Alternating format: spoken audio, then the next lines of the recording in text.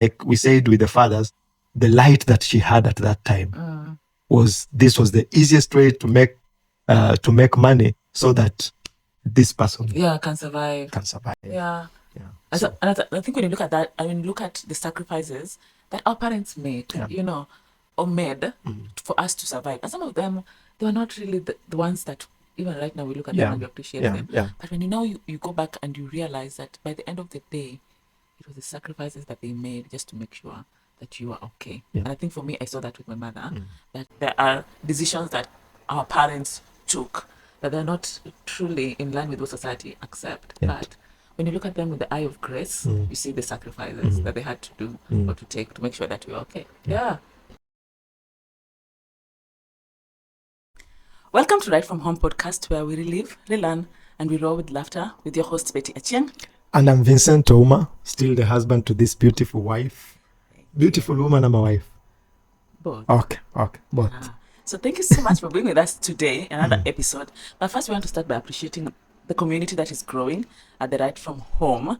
We appreciate you. Thank you so much for the love and the support. We see them, we have read them, and we really, really are grateful. So let's go straight to today's episode. Yeah, so we are still introducing every home has people. Yeah. So and what we are doing is just introduction. We introduce our fathers, and I guess now it's time to introduce our mothers. Yeah, today we're talking about moms, which is so amazing. And so, as we're talking about moms, I think we'll start with you today. So let's tell us about your mother. Wow, my mom is a superwoman. I think what confuses me about my mom is that people say that she looks like me. So I normally don't know if you say if somebody can say that my mom is handsome or beautiful, because if they say she looks like me. If they say she looks but she looks like me, and I love. She does. Yes, she does. Yes, she does. The head, not really, but the face, yeah. So, the head is like Zawadi. So, but. Okay, continue. Yeah, it's about mom now. It's about my mom. My mom is called Imelda. Imelda Ouma. Ouma is my father's name, and she's a very strong woman. She's a loving woman. My mom is that lady that mtakuta you have already cooked. And especially when you are born in a family that you are so many, once the food is cooked, and like kitambo, nyama ilikuwa na pieces ilikuwa ni kama zinahesabiwa, like you have three. Yeah, it's like a football formation for three. 4 is for the parents. So like unakuta my mom, she'll be this woman that even I think she could call visitors from outside. She's that big. She has that big heart, and also very, very hardworking, very industrious. I think from all my siblings, I can say Rose is more of your mom. Rose is more of my mom. And she's a special woman. I love that woman. Yeah. Awesome. Yeah. That's beautiful. Yeah, so for you. Yeah, so my mom was called, so by words means she's no longer here with us. So both my parents have passed away. But my mom, she was called Alice Awor Nyangute. But I think she went by the name Alice Awor Obonyo, because when they separated now, she took back the father's name. Yeah, but she was a very quiet woman, but yet very talkative. Like I don't even know how to put those together. Like before she opens her world to you, she'll just sit and study you in a way. She wasn't one that will enter a place and start talking and all that. But the moment that now she has interacted with you, you'll get to hear her talk. And I think when I think about myself and how I talk a lot, I am basically my mother. I am my mother's daughter. Yeah, and I also remember, like if I can remember about her, which is something that I don't really have, and I wish I could have had it, is that she was very organized. Very organized. I remember there was a time where I had soaked her clothes. I was supposed to do laundry, and then I soaked her clothes, and she was so offended. So she was very neat and very organized, something that I think So I am my mother's daughter, but there's some things about her. Well. Yeah. And also, Organized. Wow.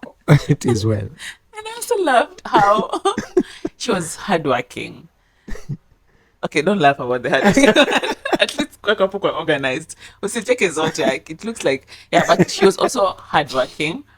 Yeah, if there's someone that I know who'd wake up in the morning just to make sure, I think it's because of how life took her. So she had to just show up. Yeah, and I think I can testify of that. The few months I was able to see her, I would actually see that. Yeah. So that one I confirm. Yeah. That one I confirm. You confirm it in me, or you confirm it that she was? No, I confirm what you're saying about her. Yeah. So Yako, we are growing. We are growing progressively, and we are doing well. Yeah. And so I think that was basically who my mother was, and I think she also loved us. Actually, I know that she really did love us. Me and my brother. She dedicated her entire life just to make sure that you are okay. Like, it was in the simple things that she would do that would make me go like, that is love. She never really said it like, hey guys, I love you, but in her actions I could actually see the love and the sacrifice. So she was an amazing woman. So if you are to say, let's say something unique about, because I know in some of the lessons that are going to come today is just an introduction of mothers, of our moms, but if what is the unique thing about your mom that you still remember up to today? Her laughter, her smile. My mother used to have this big, huge, like you'd think like you'll see the entire jaw, like when she's smiling, like the dental formula, you'll see it. And so she had a very beautiful smile. And I think I also loved, I also loved her heart. Yeah. I also loved her heart. Her heart was so soft and so welcoming. And I would see that even with the way she would interact with my cousins. There was a level of love that she would offer it to them. But sometimes I would feel so jealous. I'd be like, I also want, I want all of it. I don't even want a portion. I know there's a portion that you're giving me, but I also want all of it. So she had a very soft heart. And her smile, I can still, even talking about it, I could actually see that smile. I think that you are talking about, you're talking like that. And I think, okay, your mom and my mom, they didn't have the similar laughter. My mom, okay, have you ever heard Kamala Harris laugh? That's your mom?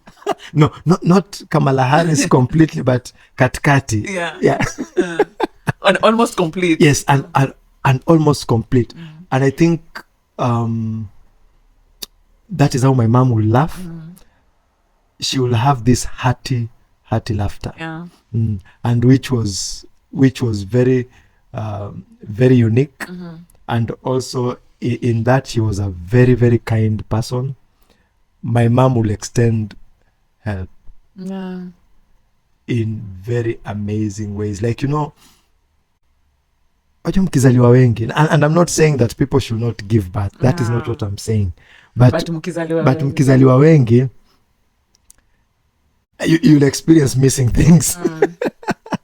Unakuja hivi unga imekosekana, unakuja hivi unga, but still even in that you'll not I don't remember a time where my mom will hide something for tomorrow if a neighbor comes and she'd offer it. And she'll offer it. And also I never saw my mom, just like my dad, I never saw my mom trying to even correct my dad in front of us.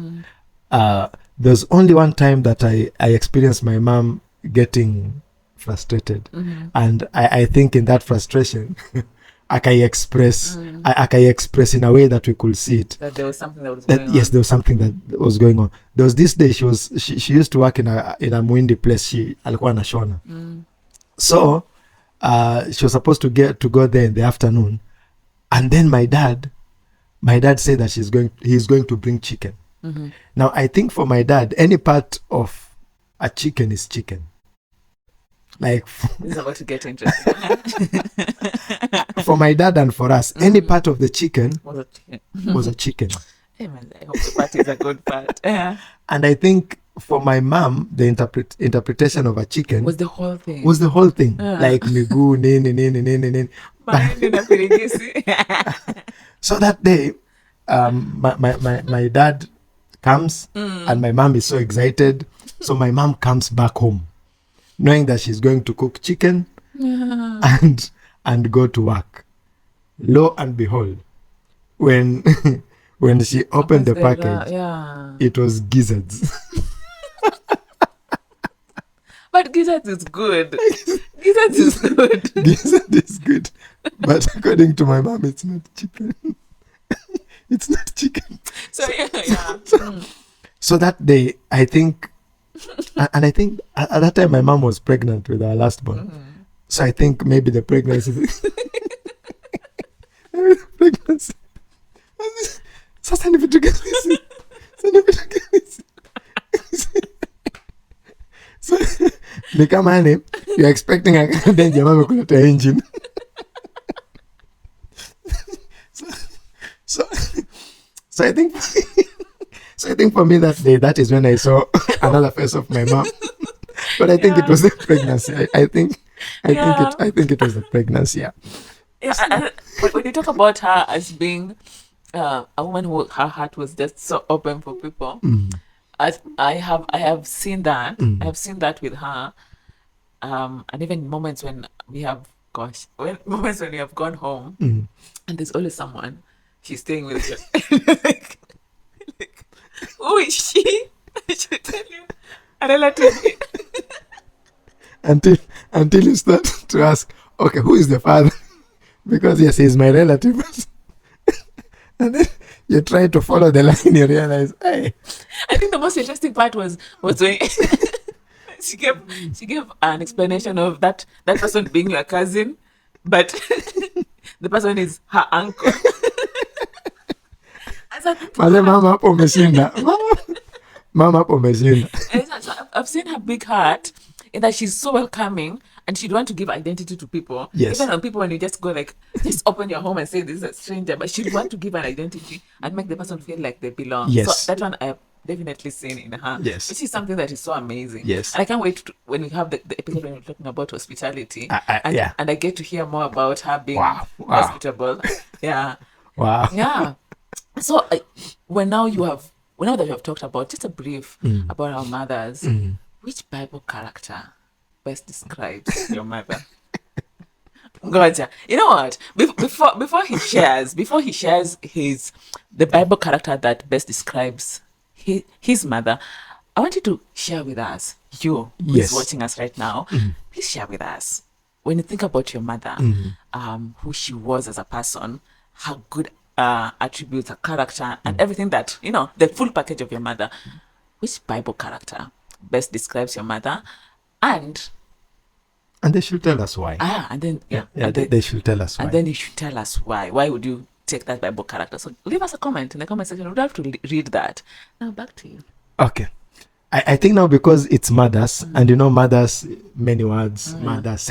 So can I have two characters? Okay. So I think the first one will be the Proverbs 31. We will wake up and my mom will be up and out.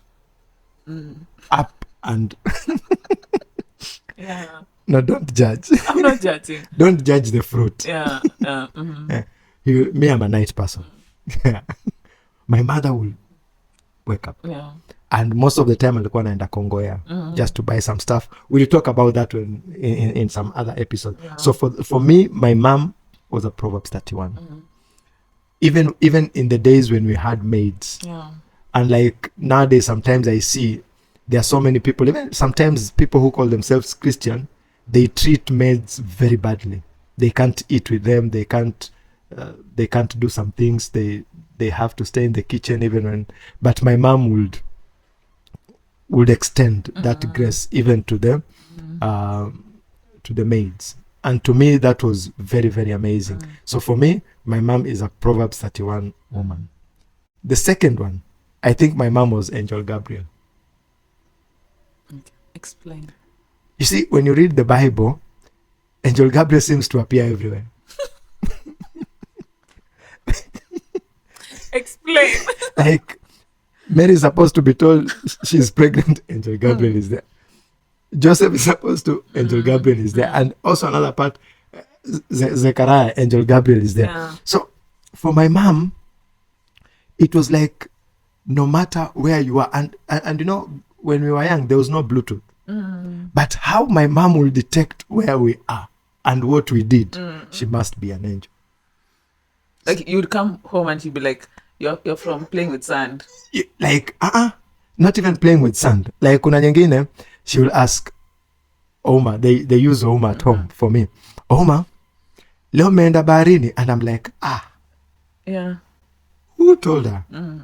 And then definitely like a child, I'll go like, no. And then my mom will, I'm going to do something gross. This is what my mom used to do. And then my mom will do. And then she smells, she tastes salt. And then whatever followed. She must be an angel. Yeah, like she was able to tell those things. So she was basically the mom. Mom. Yeah. More details to follow, but mom. Yes. Oh, that's amazing. For me, because of what my mother went through, I felt like she was more like a Naomi. Okay. Where life didn't deal with her with so much kindness. Okay. And in the early years of my life, she ended up having a terminal illness that actually ended up, being the cause of her death. And so in all those years, I felt like she had moments where life just didn't deal so kindly with her. She ended up losing 2 of her kids. And now as a mother, I realized, wow, that was such a painful thing for her to have carried all those years. And then for us, she was strong. Like when my 2, a brother and a sister, passed, I didn't take it with so much weight because I was young then. But now as a mother, I look at it and I'm like, you can't imagine. Yeah, how did she handle that? How did she handle being a single mother? How did she handle hustling? And so for me, it's more like Naomi. I think I could sense that even on the day that I was getting married, and she felt like she was now being alone. Like the person, like I was one of the people that she was, protecting, and now the person that she was protecting is now getting free, and she felt like she was being alone. So for me, Naomi would describe her. Wow. I think more details of that, as you've said, it comes along as we continue with the season. But for me, it's Naomi. And I think it's our prayer that even for those who are watching, apart from the laughter, and maybe you are there where you are, mom is sick or dad has left, mom is alone, mom is trying, and sometimes not from personal experience but from observation, there's some women who try and they try overboard. Like you find some giving themselves freely to people or brewing changa, and you are there, you are a kid, you are in the university, and you are at a place where you think I can't relate with my mom because of her lifestyle, and apika changa, or even she's just doing things that doesn't align with what society would accept would take as an acceptable thing. Like I remember there was another guy whose mother, because of challenges like that one, the mother entered witchcraft. So she would do that to people to get money. And this boy got educated, and now she was a pastor. The guy was a pastor. He was a pastor. Yeah. And now he's at a place where, because I'm a pastor, I don't want to visit my mom because she practiced witchcraft. And yet that witchcraft, I'm not saying I'm not saying you should support that, but that is the journey. That is the journey that woman has had. And like we said with the fathers, the light that she had at that time was the easiest way to make money so that this person can survive. So, and I think when you look at that, and when you look at the sacrifices that our parents made, or made for us to survive, and some of them, they were not really the ones that even right now we look at them and we appreciate them. But when you go back and you realize that by the end of the day, it was the sacrifices that they made just to make sure that you are okay. Yeah. And I think for me, I saw that with my mother, that every sacrifice, when she went to work at EPZ, it was a sacrifice that she was making to ensure that me and my brother, we had a life that was good and was okay. Yeah. Did it feel okay every time? No. There are days when there are things you wanted, but you ungeambiwa hakuna do. But now, as a parent, I tell my kids the same thing. Hakuna pesa. And I'm like, and they look at me like, no, they give me the same eye I used to give my mother. Like, what do you mean you don't have money? But yeah, I totally do agree that sometimes there are decisions that our parents took that they're not truly in line with what society accept. But when you look at them with the eye of grace, you see the sacrifices that they had to do or to take to make sure that we're okay. Yeah. Okay, so I think for today we can end today's episode right there. But just also to say thank you so much for being with us today. We really appreciate you. Do not forget to follow us up on all our social media platforms. Engage with us. Share your story with us. We'd love to laugh. And maybe if your mother was also an angel Gabriel, like Minnie's mother, please also let us know. And appear too from nowhere, unaona tu ashapia kwa the scene. Please also let us know. But thank you so much for being here. And until next time, God bless you. God bless you and goodbye. Thank you.